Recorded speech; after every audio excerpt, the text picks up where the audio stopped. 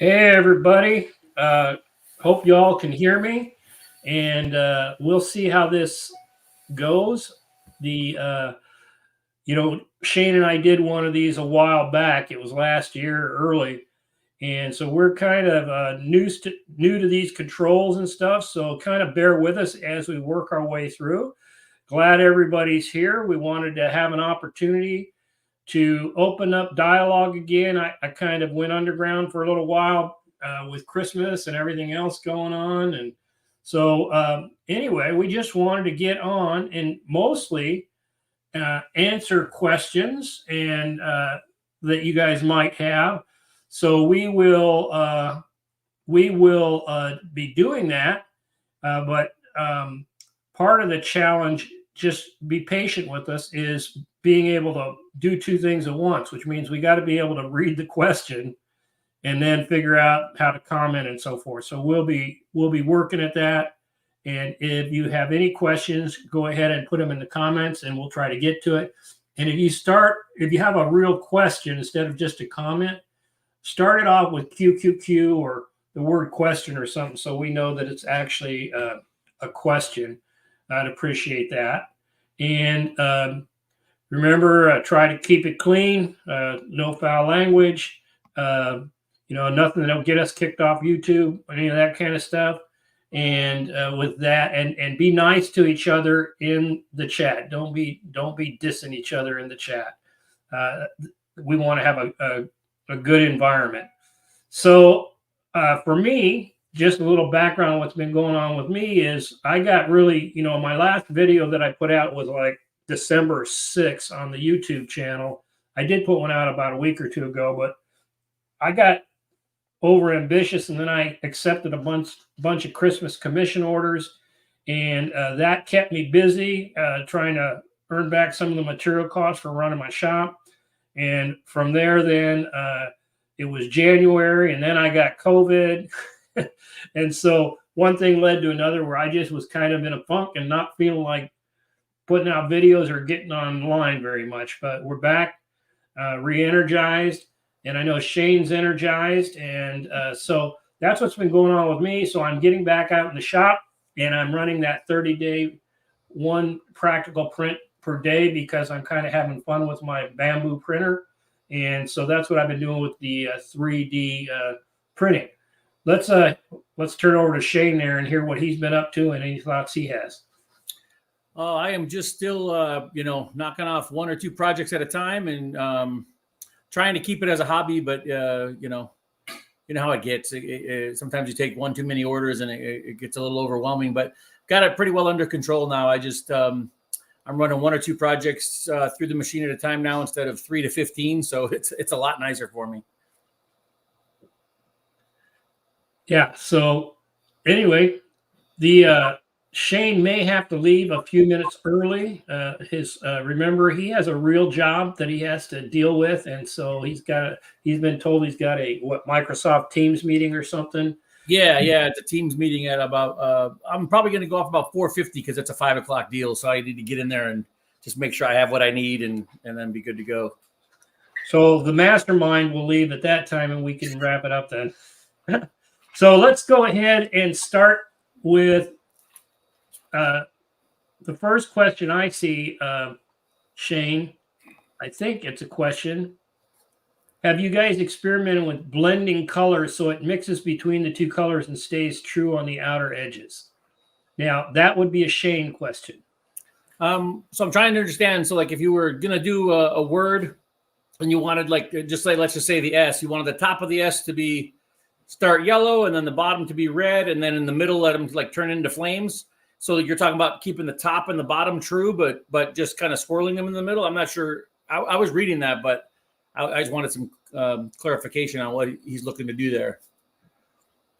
You have any clarification there, Brooks? Because the one thing about the, obviously you're never going to get those things to just go together and then stay right where they need to be on that vector.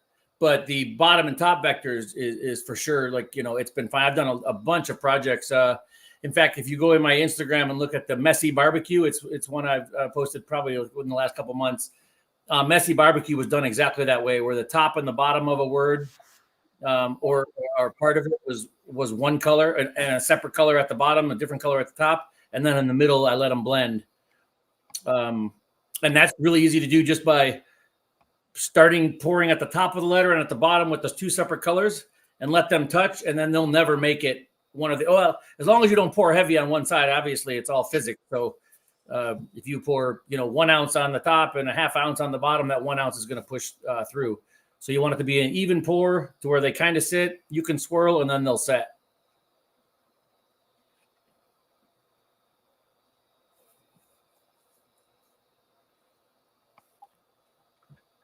Any other questions? By the way, Brooks answered, yeah, that you hit what he said. Yes, you hit what he was trying to. Okay, good. The other thing, I did get a couple questions today of people who weren't going to be able to make it. So I told them I would talk about this. Yeah, go over them.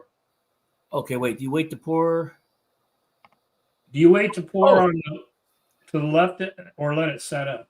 No, I've been using like the MAS and medium, or MAS and I haven't used too much fast, but the MAS and medium, you don't really have to wait. It's going to be to where you can't stir it anymore in like 30 to 40 minutes anyhow. So it's pretty quick versus like those 1-to-1s where it takes about, anywhere from 60 to 90 minutes, depending on your room temperature to do it. I'm reading that next one too. It looks like you were maybe reading the one from Jim. Yeah, I use the mix all tints, but on colors that need that mica powder glimmer, I find it difficult to achieve when using the mix all. Any tips on how you get that glitter effect? I rarely ever pour just a liquid to make a color or just a powder to make a color. 95% of the time, I'm using a liquid with a powder together. And then the only time I don't use the powders actually is for skin tones. For the most part, anything else, I'll add a powder to my liquid to give it, to give it more true of a color, and also, to give it either that sparkle if you don't stir, or that swirl if you do stir. I was looking. The reason you see me off looking, I was looking at your Instagram, Shane. I was trying to find the Memphis thing you were talking about, but I think it was called messy barbecue. It's it's like a pig, and I don't know. I can. Well, that's okay. I thought while you were talking, if I could find it and act real cool, I could do it. But I guess I'm just not that cool. So anyway, any other questions? Let's look at the questions here. Okay, so you probably go pretty heavy on the eye candy, is what Jim Matthews says. Yeah, I use a lot of powder and a lot of liquid in all my stuff. I never really pour any kind of thing translucent unless I'm doing like a see-through project where there's going to be a light on the bottom and it needs to kind of make its way through. Then I'm really light on it, or a river table or something like that. Then of course, if there's items in there that people want to see, it'll be from a clear to a very light tint, depending on what's inside there. But other than that, I make it where, you can't see through. I believe the word's opaque, but I don't want to use the wrong term. Yeah, that's the word, opaque. You can't see through it. Yeah, there you go. Here's one here by John. He says, can you make a dam in the center of a letter, pour the outside, then as it starts to set, pour the center a different color? I mean, you could, but it's going to run together. I mean, it's all about gravity. So how I would do that is, I've actually brought my daughter and my wife in to pour with me if I need to pour 4 or 5 colors at the same time. So I'd probably set it up like that, where I was pouring the outsides, and then as soon as those outsides were poured, I would hit the middle at the same time, because they'll never. If you even if you let it go and then you try to pour something on top in the middle, once that chemical reaction starts to happen with the epoxy, everything's out the door. So it's a lot safer for you, I think. He'd probably talk about blending, but I would say I would just cut the outside and overlap the inside vector bigger, pour that color, then come back and cut out the inside into that color, and then pour the middle after that. But if you're looking for a true blend, you're going to just have to gamble and just let the person know that the epoxy is going to kind of set how it sets. Yeah, I was looking for somebody online here that I can't find. Like I said, I can't multitask very well. But there's a guy out there that does some pretty cool river boards with team logos. I think it's Platte Valley Woodworks or something like that. And what he does is in the river, he only pulls a 1/4 inch, and then he takes 3 different colors, and then does kind of a flame look between the colors. So he might like have white for team colors. He might have white in the center, and let's say for the LA Chargers, blue on one side, yellow on the other, and then it looks like flames coming into the white. And then he puts an auto decal in the white area to kind of mix the colors, and then lets that harden, and then he lets that put a clear coat. So so there's what you're talking about. Yeah, so he does some pretty cool stuff. And I was thinking when Brooks brought up his question about mixing, that's kind of what I was thinking, is where you do a couple different colors and then you blend them together on purpose for an effect. So I think that's a cool effect, and I've seen you do that on several things like flames or different things at different times. Hey, Rob, I just sent you the email with the link to the Messy Barbecue. If anyone wants to see how I, swirl those colors in between, you can kind of get that ready whenever's good for you. Yeah, I saw that. I was trying to figure out how I do that and not lose the show. For a base skin tone colors, what do you use? So I always start with a white base, I'm not talking about white people. I'm talking about the actual color, white, that bright white. I always start with a base like that, and then I add colors to it, even if it's not a opaque base, like even if it's a real translucent little bit, I always start with that and then just add colors to it. I'd have to go in there and look at the numbers I use, and I'm happy to if let's see, Kevin. Yeah, if Kevin wants to know the actual numbers I'll use to put together, I can do that. But really, for the most part, if it's a white person, it's white with red or white with a little bit of red and then some yellow added. So it's like a peach or it's like a pink or a peach look to their skin tone. And then for any of the ones I've done with like African-American people featured on them, like in the barbecue or whatever I've done, that's more, you would think you would just, we're just going to jump to brown. That's not it at all. When you zoom in on the colors that I use for the skin tones, like if you ever saw that one I did of the 4 people, my friend Tamika and her husband and their 2 kids, those are actually they look like African-American people, but that's just a lot of, that's orange with white for the most part, a little bit of brown, but for the most part, it's almost like a burnt orange color. And I know that sounds crazy, but it's very true. So here's hopefully they can see this, but here's the one you sent me. The file you sent me. So we'll see. Oh, yeah. That's the one where the BBQ and then also the word messy. There are 2 words right on top of one another, but they were both kind of poured and blended. Yep. And I was trying to play it, but it doesn't want to play. It came across as a picture. It did? Yeah, it came across for some reason. Even in your email when you open it, eh? Yeah, I opened up the email and it came across as a picture. Now on Instagram, though, for a second ago, my Instagram came up, and I just sent the same one to your Instagram account. Oh, there it is. It looks like it's working. Okay. So on my Instagram came up, and we can see what it looks like on there. And I don't know how to make it any bigger, unfortunately, but you can see it there in the little screen there. Yeah, it's in the very beginning is where those words were poured. I think it was like the first couple pours. Okay.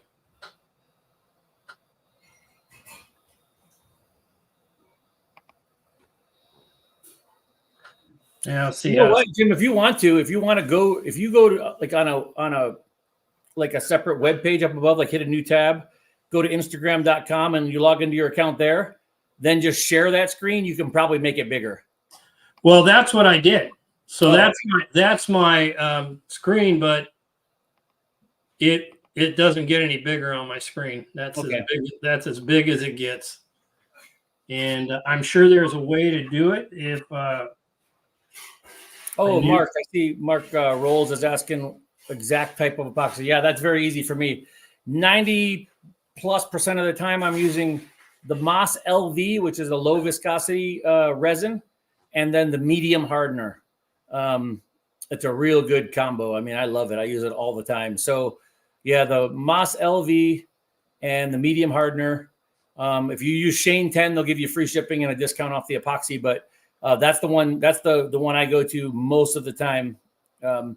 If I need to get 3 colors poured in a day, sometimes even 4, but 3 is probably about the max you should do. Then I'll use a fast, but otherwise it's just MAS and medium for me. Now I found for I'm sorry, the LV and the medium. So I found, Shane, that when I've gone to MAS to buy their epoxy, even with the 10% discount of your discount or my discount, that when I put that on, they like to charge shipping, which gets expensive. And I don't know about whether your discount code gives free shipping, but mine it's supposed to give free shipping, but mine didn't. And I found that SMS Distributors, it's a company called SMS Distributors. They would usually be about the same price as MAS or a little cheaper and free shipping. So in the long run, you'd save 20 or 30 bucks. So check out SMS Distributors, folks. If it's MAS, Jim left, MAS, and check them out. And Shane, if you watch Shane's Instagram, and once in a while he'll put something on YouTube, not very much. He's a slacker with the YouTube. Yeah. But if you watch his Instagram, which he posts all the time, he usually has the bottles of MAS LV showing you so you can see exactly what he's using. So if you have any questions, Jim, go to Instagram and look at Shane's page and you'll see them. Let's see. RIP Precision Tools. Glenn said, Shane, we need to make a set of skin tone inks and market them as a set. Perfect. Yeah, if you could figure out how to do that, that'd be pretty cool, huh? You know, that seems to be one of the biggest questions you and I have talked about before, and people ask Shane, is that skin tones? Seems to be the bane of people's existence. I mean, even though I could put the color together and mix, you know, the right amount of white and the right amount of orange or red or a little bit of yellow, that kind of thing, to get the perfect mix for doing, let's just say, like, you know, an Irish dude skin tone or something like that. So much comes into play, like how many ounces you're putting that into versus how much you need to put in the cup. So it's never really a thing where you say like, oh, you need 3 drops of this and 7 drops of this and I'm good to go. That's not the case. That could be like per pump. So, and now I'm just like one of those old Italian bitches that are just in the kitchen cooking and throwing shit in there. Like I don't even measure it anymore. I just feel like, you know, I know exactly how much to put in there to get what I need. And I take a look at it. I let my brain process when this dries, it's going to be lighter. So I need to add this right now. And then I'll do that. And I mix it up and pour it and it's good. So just making the skin tone color would it'd be nice, but I have a feeling we'd still be getting questions.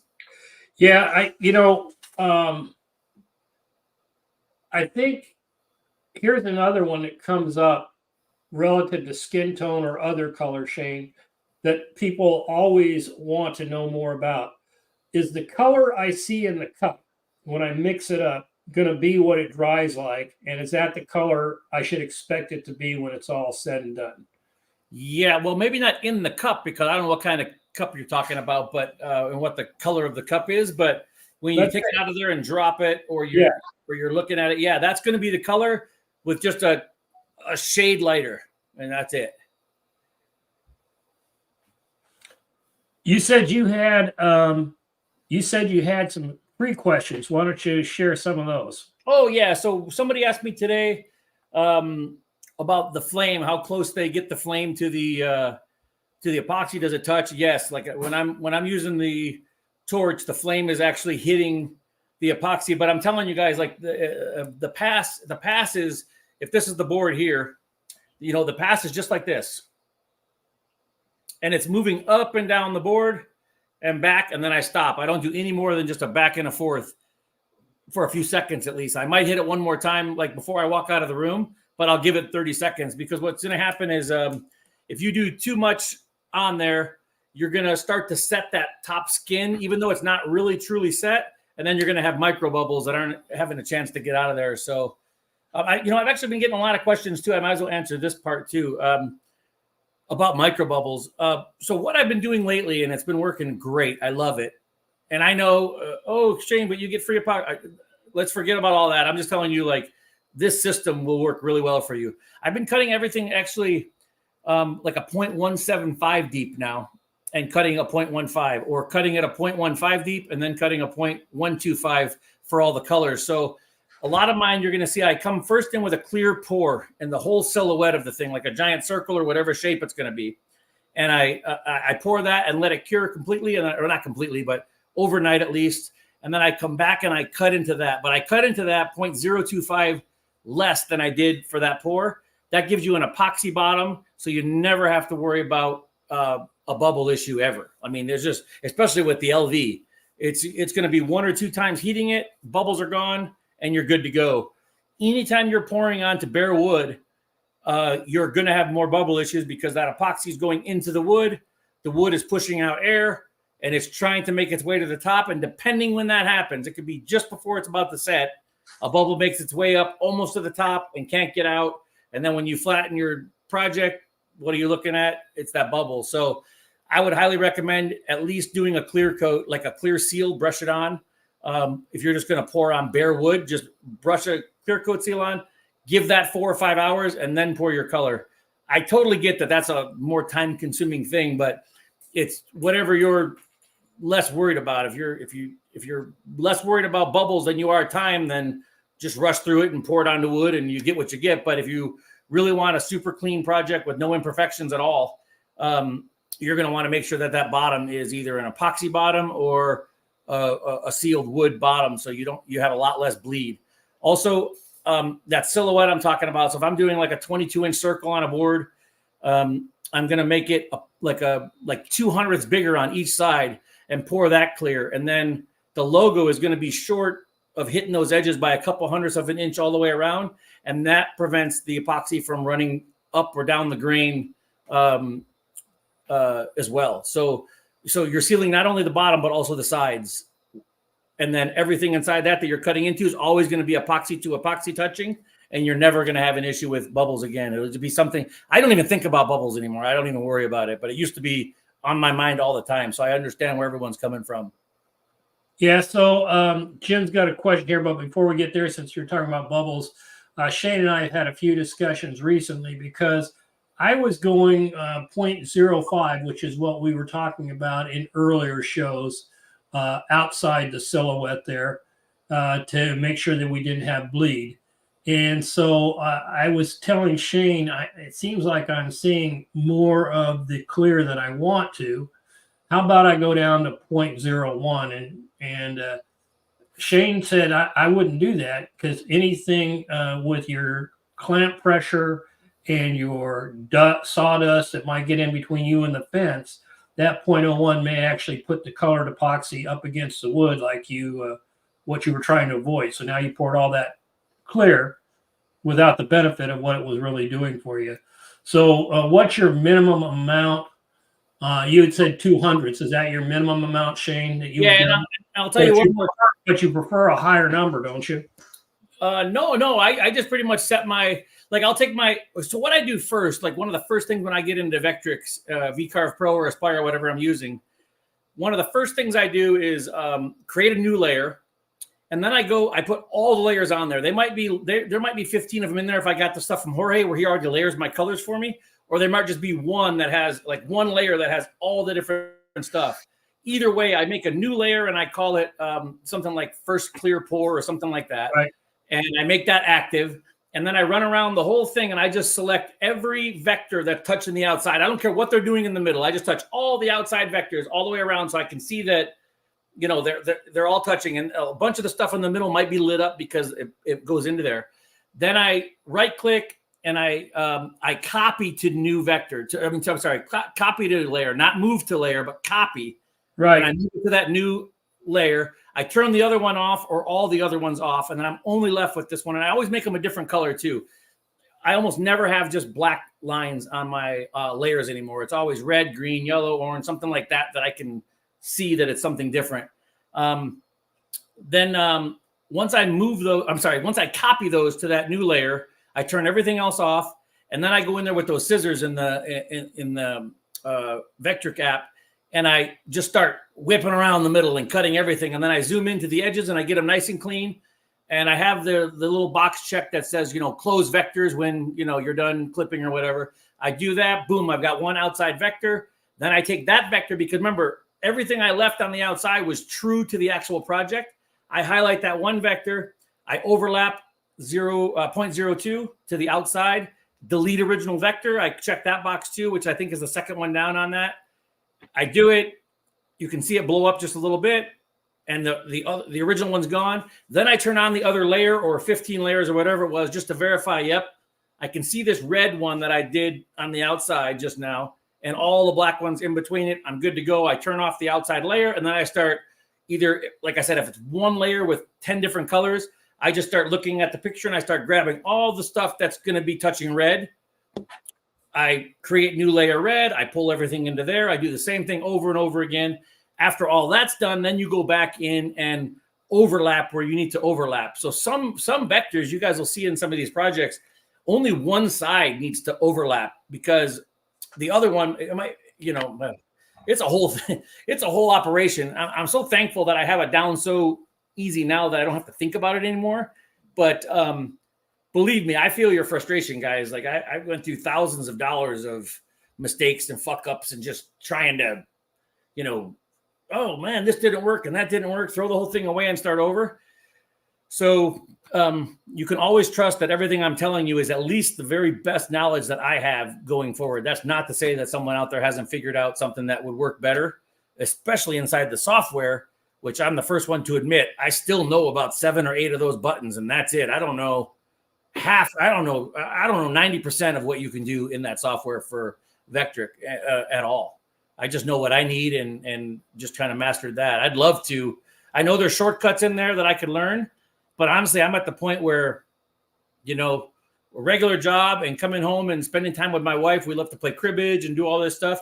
Like it's impossible for me to even to think about going on YouTube and watching a 15-minute video to figure out something that's going to save me time, just because I've just learned this so well how I do it that I just don't deviate now. Yeah, you're especially tempted to play cribbage now that you got that bitchin' cribbage board. Yep. We just played on that. Okay. That's an inside joke, folks. He made me a cribbage board. It was beautiful. So, but it didn't help because it was a Detroit Lions cribbage board and they didn't go all the way. So sorry, Shane. That's okay. So here's another question. What I was going to say is, Shane, is sometime we needed to set up a live where you just go through, instead of trying to cover all the overlap and all the other stuff, because it gets overwhelming, all the stuff, where you just go through, because that's kind of a concept for some people that haven't followed you for a while, is that clear outer pore and how you go about that. And you just described it. Might be good to get you on with the Vectric on the screen with the V-Carve or Aspire, whatever you're using on the screen, and just show them how you quickly do that. Can you do it quickly? Yeah. For the most part, I can. I'll just pick a design that has like 3 colors or something, and that way I can at least show the process. And then it's really, it doesn't matter if there's 3 colors or I've done, I think 37 is still the most I've done in a project. It's all the same. It's just a matter of how many steps to get all your layers worked out is the only difference. But that outside vector thing is it's a real quick process. Yeah, I do it the same way because that's how you taught me. And it works out really well. I think what's really important is both Shane and I extensively use layers. people resist that. But when we get all done, we want layers in there so that and where instead of shapes and stuff, our layers are typically defined by colors. Oh, yeah. So that we can run our tool paths and name them by colors so that we know what order we're going to do them in. Yep. So here's a question from Brooks Martin. And my answer, Brooks, is I don't use shellac for a couple reasons. My big reason is one of the other experts that I follow besides Shane is Blacktail Studio. And in his course, he specifically came out and said, do not use shellac, at least for tables and big things, because it has a tendency to have separation issues from the epoxy and the wood down the road. And so since he said that, I just don't do it. And I've heard others have the same issue, but I've heard many people say they use it and they think it works great. But that's not been my experience. Whenever I use something other than epoxy and not at the deep level pour, even in the old days, I used to just brush it on. I just don't have the confidence in those other things actually sealing the wood. So that's where I would come from. Shane, what about you? Never tried it, never will. I use clear epoxy and that's it. But like I've said a billion times, it's crazy that this question comes up. I always think right now I believe in my mind, which I know I'm wrong. Hasn't Brooks asked this question 85 times, but he hasn't. It's just been a question that gets asked over and over and over. And my answer is always the same. I use clear epoxy. I'm not saying shellac will or won't work. I know nothing about it, but I just can tell you for sure a clear coat brushed on or two, or just a clear fill that you cut into, those work perfect every time. There's never, ever a mistake. Well, except that it's one or two, I'm telling you. So usually cherry or maple wood, especially if I'm pouring a red or a black or a blue into that, along that edge, I will do the whole bottom once and hit the sides at the same time. And then I come through about 30 minutes later or 40 minutes later, and I just hit the edges and the top of the board. I kind of seal just kind of going up to the where the cut is, up that little wall, and then out on the board a little bit. I hit that one more time, let that cure for 4 or 5 hours, and then I pour my color. You brush it on, right, Shane? Yeah, that's if I was brushing it on. I no longer do that because I just do a clear pocket every time now because it works so great.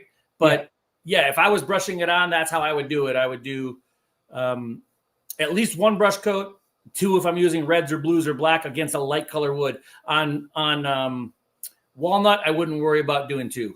I've done all the colors, and for whatever reason, even though you could see red or black and stuff bleeding into that, for some reason, one clear coat is always, one clear seal has always been enough on walnut back when I was doing it that way.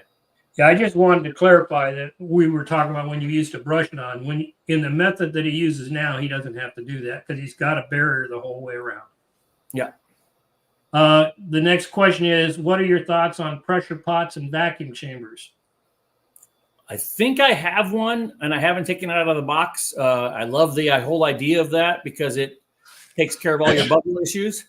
But for me, I do the projects I'm doing now are all so big that I'm sure the pressure pot, I probably need the one from like the Rocky Horror Picture Show that the dude's laying in, like something like that to put my projects in. And there's no way I have even room for that. So I have not used them, but Jake Thompson, you know him, right? Yeah. That's the guy you want to hit up about that. That dude's a wizard, and he does everything in pots and pressure pots, and his stuff is just amazing. Yeah, he's called Northside Custom Crafts. If you want to look him up, thank you. Yep. Northside Custom Crafts, Jake. And I knew him back before he had that name. Yeah, so did I. And so, as far as pressure pots and vacuum chambers, those become more important, Brooks, in my experience, when you're like casting resin, when you're doing cast, or you're doing turning, or you're trying to set up thicker pours, that you're trying to make sure you get all the bubbles out. And if you do the pre-coating and everything else, there hasn't really been a need for the multicolor type epoxy, which is what Shane and I are mostly talking about tonight, to use those. So we haven't bothered. Next question. What is your finishing process? Wet sand to a certain grit and then polish. What do you do, Shane? So it's dry sanding from 180, 280, 320, 400, 500, 600, 800. And then once I hit 1,000 and start using the foam pads, it's wet sanded from there up to about 4,000 now is what I've been doing. I'm kind of stopping short. And then that 3-stage polishing system from 3M, it's like white, black, and a blue. I think white's first. Yeah. White is the first, black is the second, and then the blue, that light blue color is the final polish.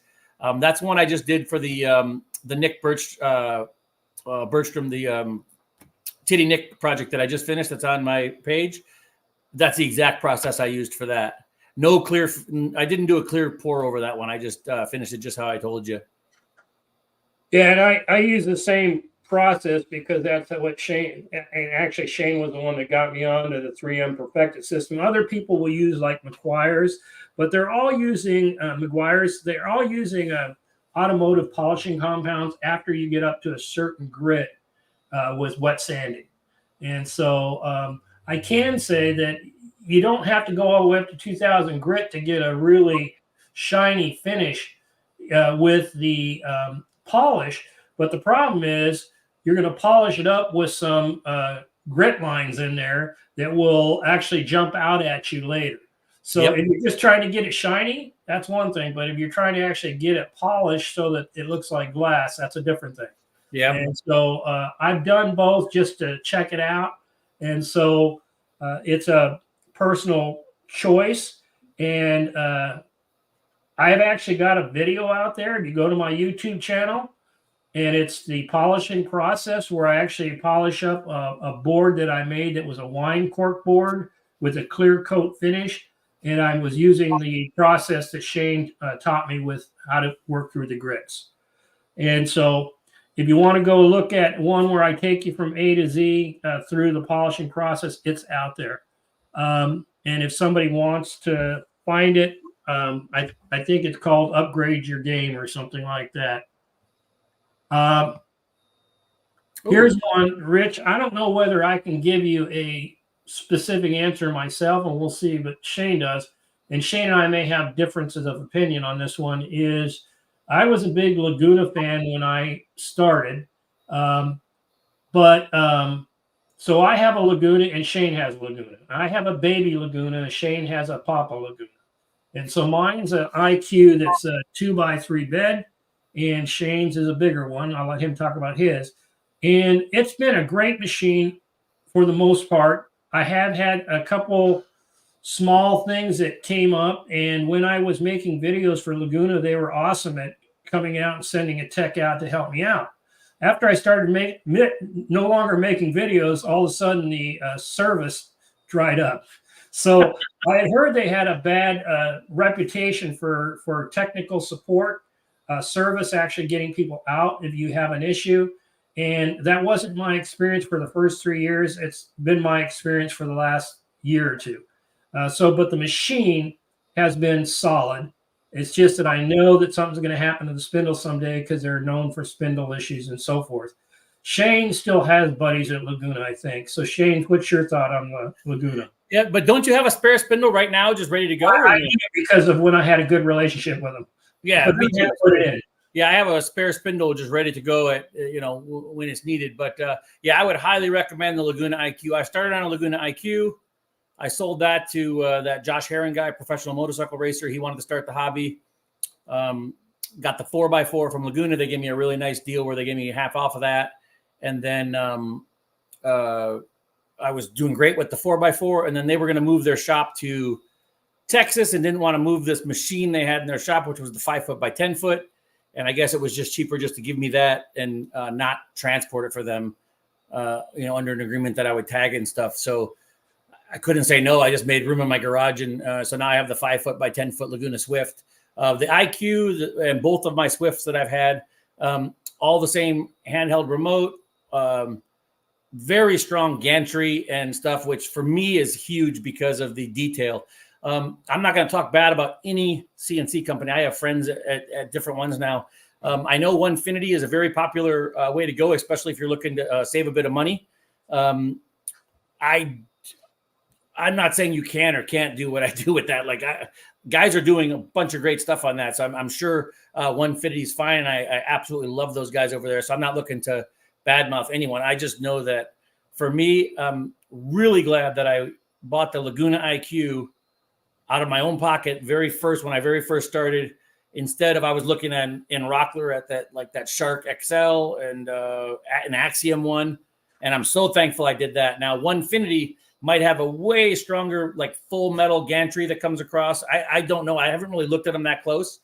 But for me, it's all about repeatability. I have these projects where, like, especially when I'm like too busy, I'm going back and forth to this machine with several projects a day, clamping them into a corner and running off of there. And I need that thing to be precise on that XY0. And I am not saying any other CNC can't do that. I'm just telling you that Laguna's done that for me. And yeah, I never did videos for them, but the tech support is still there for me. They just probably like me a lot. I don't know. Yeah, I think they do. Yeah, if I was looking at machines today, I would take a strong look at.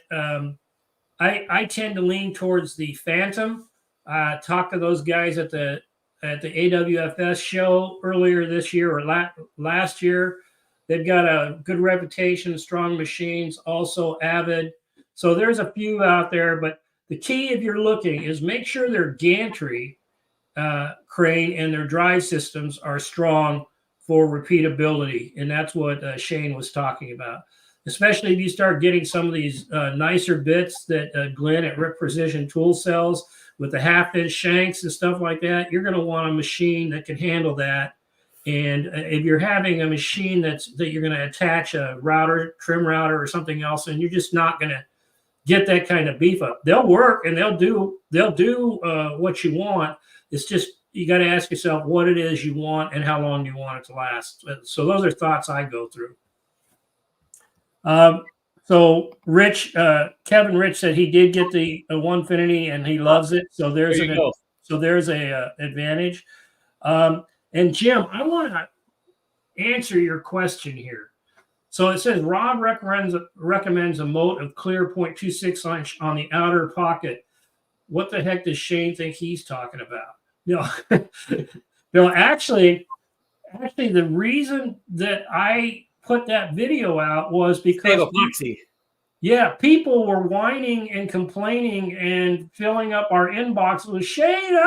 That's stupid to spend that much. What he just talked about, and I tried to say that in the video, and I probably wasn't clear. I'm not spending anything, so yeah. So basically, in the video, I said, look, if you're really upset about the amount of money you're spending on epoxy because of Shane's technique, here's another option that's not as good because it doesn't help with bubble formation from the bottom, but it will stop the bleed. So you end up with the same result on the sides, but you don't end up with the same result in the middle. And the bubble generation from underneath the bottom colors can still be there. So if you were going to use my method of a 1/4 inch or so in, then yes, the recommendation would be to go ahead and paint clear on the center pocket to help, not because of color, because it's going to bleed down inside, not outside. The only reason you would do that is to try to minimize the bubble generation coming up from the wood. So that would be the benefit, but you're not going to get the same benefit you do if you pour the whole pocket with clear. I hope that answers the question. Yeah, but then I would recommend painting clear on the center pocket before putting clear in there. But that's more for bubbles than it is bleed at that point, because like you said, you've already locked the ring around the outside for the epoxy to run up the grain or down the grain for you. I was just reading ahead too, and I see Jim Matthews was he says he's done plenty of epoxy projects. That's what I'm saying. So don't take anything I said like some CNC is bad. I love Morgan. Like I think Onefinity is great. I wanted to really try something from them, but it just doesn't make sense at this point to with what Laguna's done for me to move around. But yeah, I'm sure that's going to be that machine is going to be good. I see a lot of guys with awesome work doing using that machine, so I'm sure they're fine. Yeah, and Glenn wanted to point out that the name of the system was 3M Perfected. I thought I said that, but you actually did. You did say it, and I almost commented and said, "Wow, that, Rob's good about remembering all these product names." I'm just like, yeah, I know it's 3M, and that's about it. I don't really remember what it was called, but that is the name. And Mark, you said, can you just put a cup of epoxy in the vent? Yes, you can. Yeah, and you could put it into the vacuum chamber, but I've watched a lot on this because I don't have it. And most people would recommend with epoxy, you don't use vacuum chambers, you use pressure pots, because the vacuum chamber has a tendency to make a mess out of it. I've been watching several videos on that lately.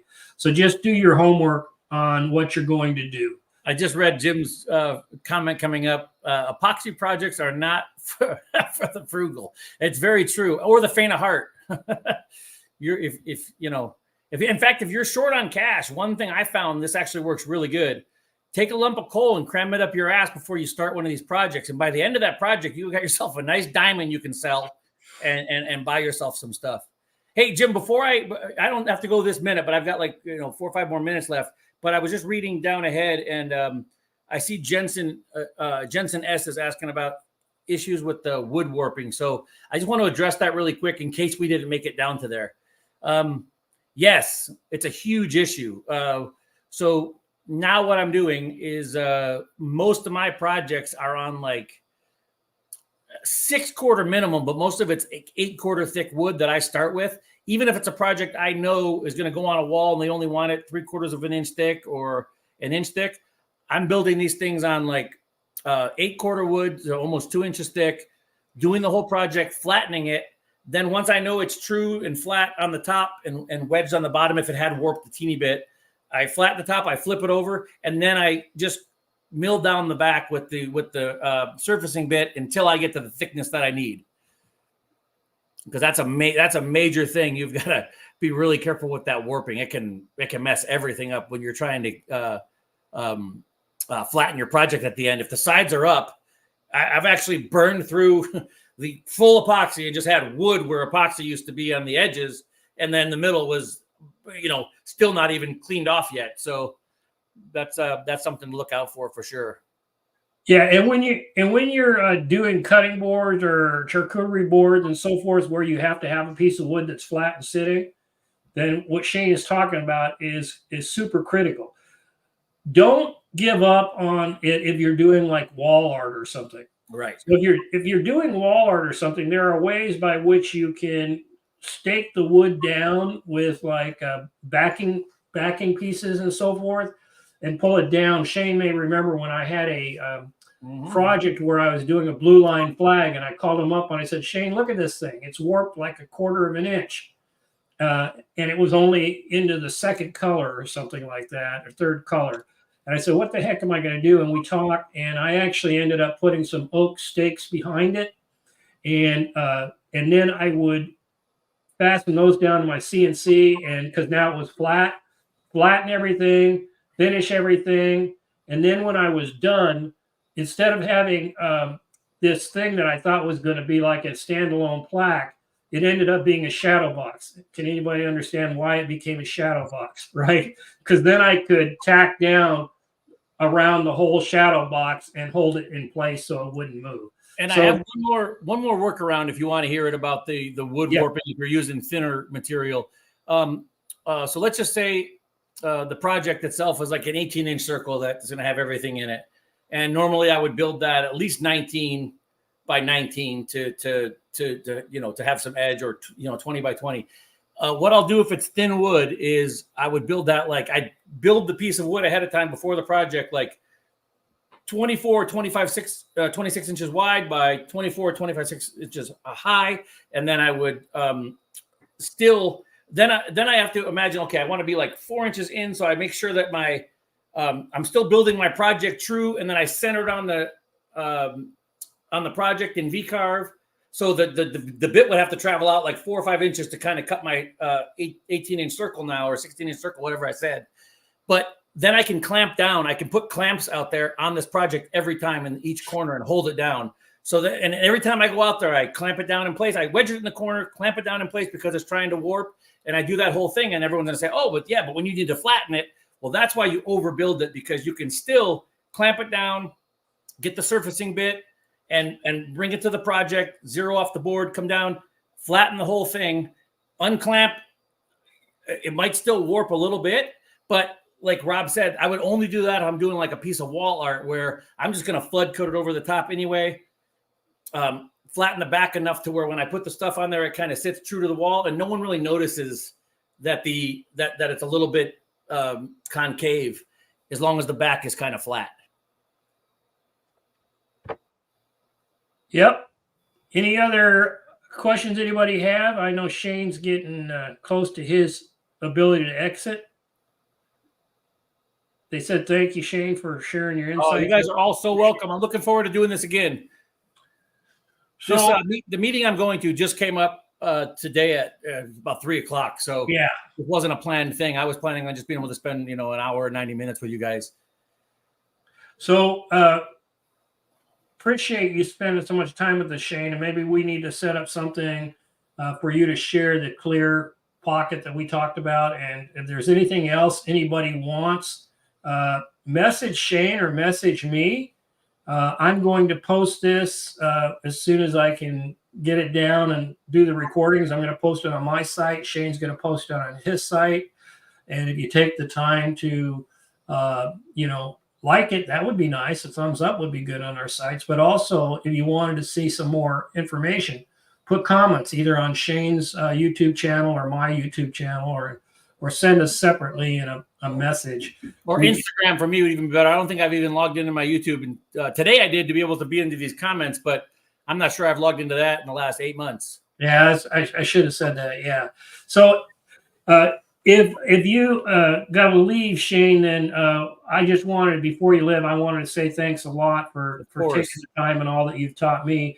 And for the rest of you, I'm trying to get a feel for what other kinds of things you would like to see.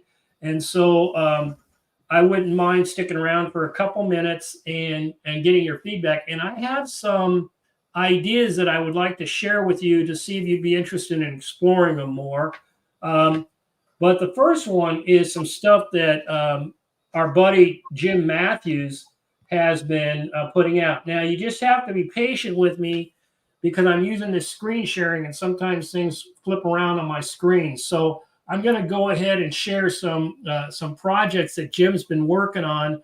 And if you're interested in learning more about those, Jim has said he's willing to talk about them and share some insights on these. And then I've got a couple other ideas. So if you want to stick around for another 10 minutes or so, and that's what it'll be, about 8 to 10 minutes. So I keep you at an hour. Let me switch them. The picture over there and put them on the screen. All right, guys, I'm going to dip out of here. I'll talk to you all soon.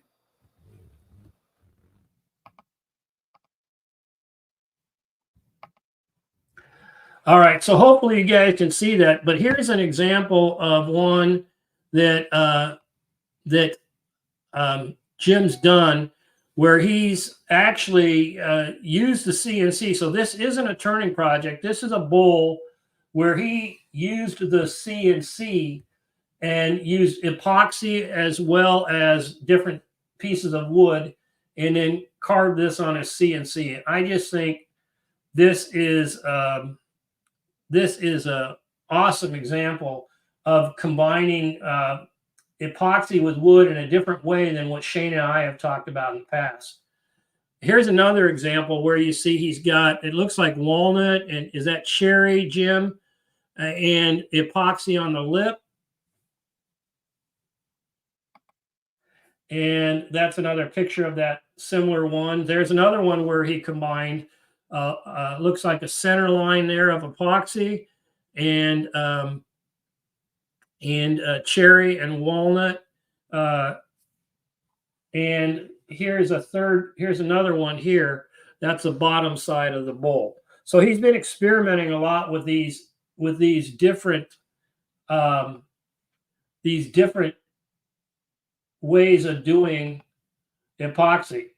Here's some of the examples that Jim has also done using the multicolor pour process. So Jim's picked up a lot of experience and is probably, he said that was walnut and maple.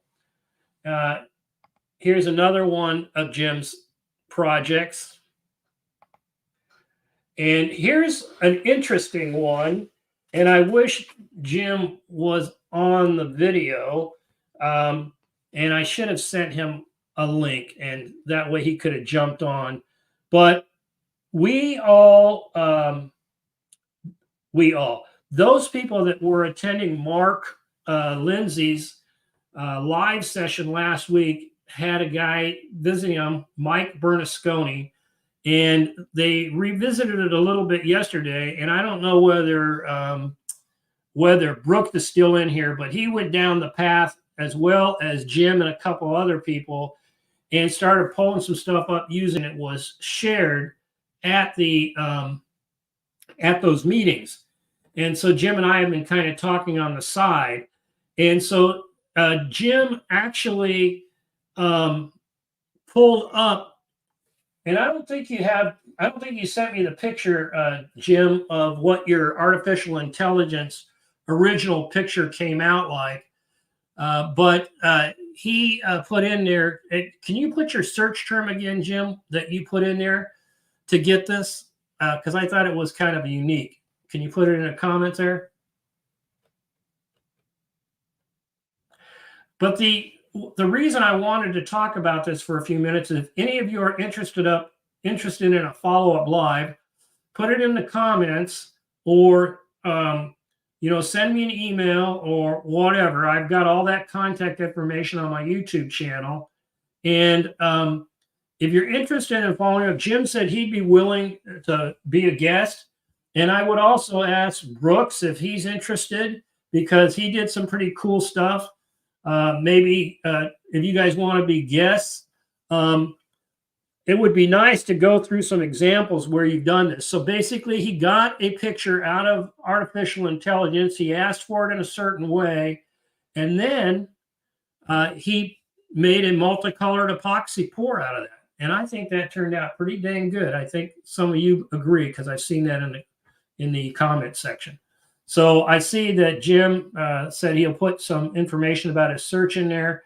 And Kevin, I think you said you're interested. So we'll look at some of that. So that's a topic, using artificial intelligence for your woodworking skills. But in this case, we're focused on how you might get stuff to do your multicolor epoxy projects. I want to talk to Mike Bernasconi, and I notice he's not in the session today, but I'd like to talk with Mike and see if he'd be willing to do some stuff and talk about more like he did in Mark Lindsay's show. I'd like to spend more time with letting Mark just share how he goes about some of his processes, because if you haven't seen Mike's stuff, I'm going to put his website information in the comments of this with a link, so that you can go look at his gallery of stuff that he's done. And he's got some pretty cool stuff between 3D models and parametric modeling that he's done using the artificial intelligence. So hopefully Sargon, you'll be able to see the replay. And I will hopefully this will do the thing it's supposed to do. But remember, I'm new, so I could fiddle it up somehow, and we will see. Here's another one of his multicolor stuff. So what I wanted to point out is that Jim has gotten pretty good. So he's another resource if you want to reach out to. He's gotten pretty good with some of the skin tones. It doesn't have quite the experience Shane does, but he does a pretty good job. I like the skin tone on this character. And so from a cartoon standpoint, that looks really nice. And then one other one that he did was this Starry Night, which was kind of an abstract thing that I thought was pretty cool. And then we got miscellaneous. I haven't looked at all of these. Oh, that's a different one. Hold on. Holes. Oh, so here's some stuff that he shared with us and Mark Lindsay's group. So if you've been in Mark Lindsay's group, this is pretty cool stuff that somebody did some artwork of his daughters that Jim turned into multicolor epoxy. So I think there are so many potential opportunities. And my point is, don't let some early failures stop you from going out and trying some cool stuff. Now, I've been getting a lot more into river charcuterie boards and some of that because they asked me to teach that at the San Diego Fine Woodworkers Association. So you'll see more of those on my website, but these are some of the coolest things. And the fact that you could get some really interesting stuff through artificial intelligence is pretty cool to me. So that's all I have. I want to be respectful of your time. I need to learn how to use the controls better, but there's all kinds of opportunities, folks. And, you know, if you need to reach out to me, several of you have in the past, feel free to do so through my Instagram comments and stuff like that, through YouTube comments, through my email. You know, I'm open to talking on the phone, messaging back and forth. I don't get involved in Mark's messenger group because there's just too much going on in there and I get overwhelmed with so many people talking back and forth. I just kind of hang out, looky-loo, go in and see something every once in a while. But you won't see me a lot in Mark's Facebook group just because I don't have the bandwidth to go there. But there's a lot of good stuff that is going on in Mark's Facebook group also, if you're a member of his Facebook group, checking things out. Jim says, before we cut loose, oh yeah, thanks, Jim.